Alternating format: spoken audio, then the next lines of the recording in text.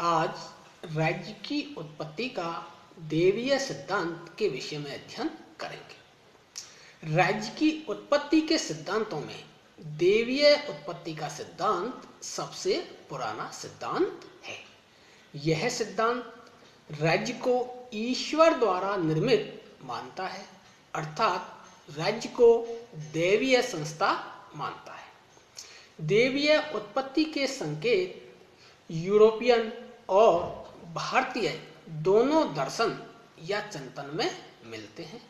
हालांकि इन दोनों में निहित संदेश अलग अलग हैं और प्राचीन समय में राजनीति और धर्म में निकटता थी, घनिष्ठ संबंध था। इस कारण से विश्व में प्रचलित विभिन्न धर्मों, हिंदू, ईसाई, यहूदी, अन्य विभिन्न धर्मों के ग्रंथों में राजनीतिक सत्ता का मूल देवीय वरदान माना है। भारतीय परंपरा में महाभारत के शांति पर्व में राजा की देवीय उत्पत्ति का संकेत मिलता है। जब पृथ्वी पर शक्तिशाली व्यक्ति अपने से कमजोर या निर्बल व्यक्तियों को सताने लगा, अर्थात मत्स्य न्याय की स्थिति थी, तो इस स्थिति को समाप्त करने के लिए ईश्वर ने पृथ्वी पर शांति व्यवस्था, सुरक्षा और न्याय की स्थापना के लिए राजा की नियुक्ति की। मनु स्मृति में संसार की रक्षा के लिए राज्य को ईश्वर द्वारा स्थापित बताया गया है। मनु के अनुसार ईश्वर ने इंद्र, सूर्य, चंद्र, अग्नि, वरुण, यम, वायु, कुबेर से राजा की उत्पत्ति की। मनु का विचार है कि इस संसार में राज्य के न होने पर बलवानों के डर से प्रजा में व्याप्त असुरक्षा के कारण संपूर्ण संसार की रक्षा के लिए ईश्वर ने राजा की सृष्टि की। ये मनु ने कहा, मनु का मानना है। मनु ने राज्य की उत्पत्ति से पूर्व की भयावह अवस्था की कल्पना करके यह स्पष्ट कर दिया है कि एक संप्रभु संस्था के रूप में राज्य के अस्तित्व में आने से मानव समुदाय शासक और शासित के रूप में विभाजित हो गया, बट गया। यहूदियों के धार्मिक ग्रंथ ओल्ड टेस्टामेंट में देवीय सिद्धांत का वर्णन मिलता है, जिसमें उल्लेख है कि ईश्वर राजाओं की नियुक्ति करता है, वह पद नियुक्त करता है, कि ईश्वर ही राजा की नियुक्ति करता है और ईश्वर ही राजा को अपने पद से मुक्त करता है, पद से हटाता है। और जानबूझकर या भूल से किए गए अपने सभी कार्यों के लिए राजा केवल ईश्वर के प्रति उत्तरदायी होता है, अर्थात राजनीतिक सत्ता का स्रोत ईश्वर है। ईसाइयों की न्यू टेस्टामेंट में सत्ता का स्रोत ईश्वरीय इच्छा को माना है। मध्य युग में भी राज्य के देवीय सिद्धांत तथा राजा के देवीय अधिकारों की बात की गई है। इंग्लैंड के स्टुअर्ट वंश के राजा जेम्स प्रथम इसका विशेष समर्थक था। किसका? देवीय उत्पत्ति के सिद्धांत का। सर रॉबर्ट फिल्मर ने 1680 में प्रकाशित अपनी कृति पैट्रियार्का के अंतर्गत यह तर्क दिया कि ईश्वर ने आदम को पहला मनुष्य नहीं बनाया, वह धरती का पहला राजा भी था और वर्तमान राजा उसी के उत्तराधिकारी हैं।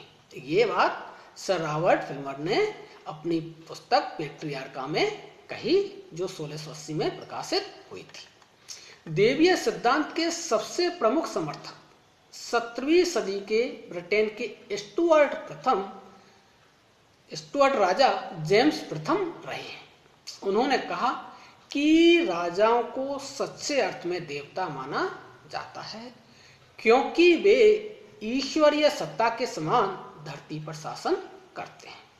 उन्होंने कहा कि कोई राजा दुष्ट भी हो तब भी प्रजा को उसका विरोध नहीं करना चाहिए, बल्कि यह मान लेना चाहिए कि ईश्वर ने लोगों को अपने पाप का दंड देने के लिए राजा को अपना प्रतिनिधि बनाकर भेजा है। ये बात कही। अब हम देवी उत्पत्ति के सिद्धांत की जो प्रमुख विशेषताएं हैं उसके बारे में चर्चा करेंगे कि इसकी कौन कौन सी विशेषता है। तो देवी उत्पत्ति के सिद्धांत की विशेषता है कि इस सिद्धांत का मानना है कि राज्य एक देवीय संस्था है, मानवीय संस्था नहीं, क्योंकि राज्य की उत्पत्ति स्वयं ईश्वर ने की है, किसी मनुष्य या मनुष्यों के संगठन ने नहीं की। एक तो इसकी ये विशेषता है। अगली है, राज्य की संपूर्ण शक्तियों का स्रोत ईश्वर है, इसलिए राजा ईश्वर का प्रतिनिधि है। राजा ईश्वर का प्रतिनिधि होने के कारण राजा के पास असीमित शक्तियां हैं।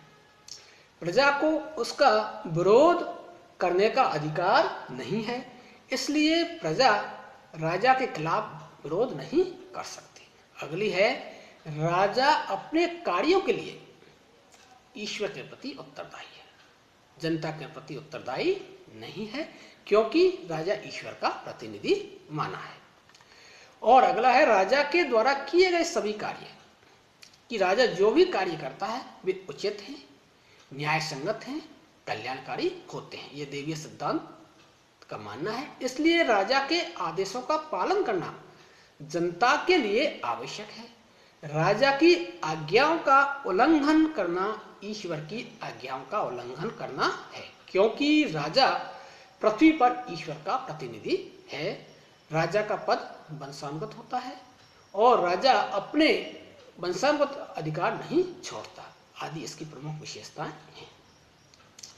प्रारंभ में राज्य की उत्पत्ति के देवीय सिद्धांत को माना गया, लेकिन धीरे धीरे इस सिद्धांत का पतन होता गया, क्योंकि यूरोप में धर्म सुधार आंदोलन के परिणाम स्वरूप, जो यूरोप में धर्म सुधार आंदोलन आया उसका परिणाम स्वरूप राज्य और चर्च का पृथक्करण हो गया।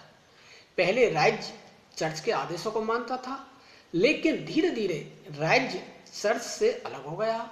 राज्य की उत्पत्ति के सामाजिक समझौते सिद्धांत व विकासवादी सिद्धांत का, इसके अलावा लोकतांत्रिक शासन व्यवस्था का विकास व राजतंत्रीय शासन व्यवस्था का पतन, जनता में राजनीतिक चेतना का विकास, अपने अधिकारों के प्रति जागरूकता आदि के कारण देवीय सिद्धांत का पतन हो गया। और इसके अलावा वैज्ञानिक प्रवृत्ति के विकास के कारण अंधविश्वास पर आधारित इस सिद्धांत का पतन हो गया, कि लोगों में वैज्ञानिक प्रवृत्ति का विकास हुआ, वैज्ञानिक ज्ञान का विकास हुआ, और उसके कारण जो अंधविश्वास था उस अंधविश्वास का अंत हुआ, और उसके कारण देवी उत्पत्ति सिद्धांत का भी पतन हो गया। अब देवी उत्पत्ति के सिद्धांत की आलोचना या उसकी कमियां।